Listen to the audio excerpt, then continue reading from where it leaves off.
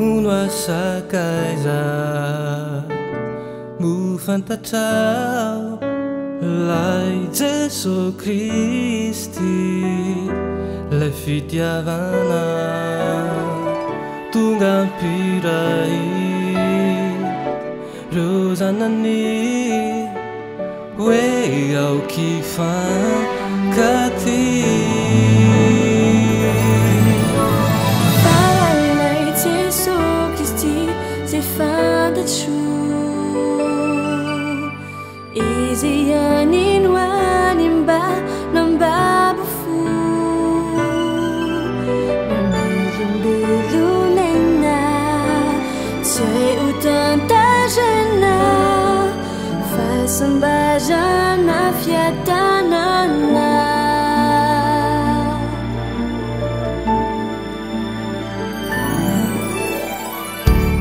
Enisakaiza Fantatro tsara Lai Jesu Kristi Lai fitiavana Kumanutani Ankehitriny Uti aivaiana Farany lai fitiavana no ao ampo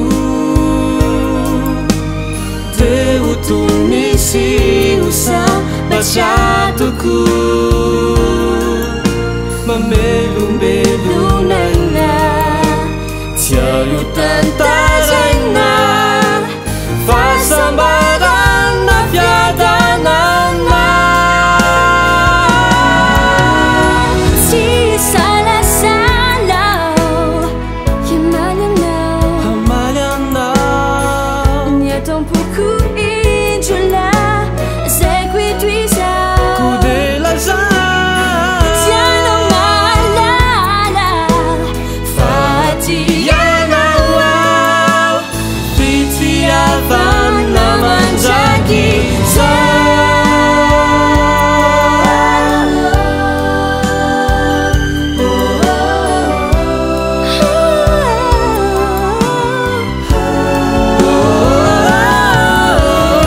Tsy salasala Nyamaly anao Ny ataom-poko indrola Zay ko itoizao Tiako izay ty ay Tiako izay ty Zay Petady ay Dia hitako Lay ty fanahiko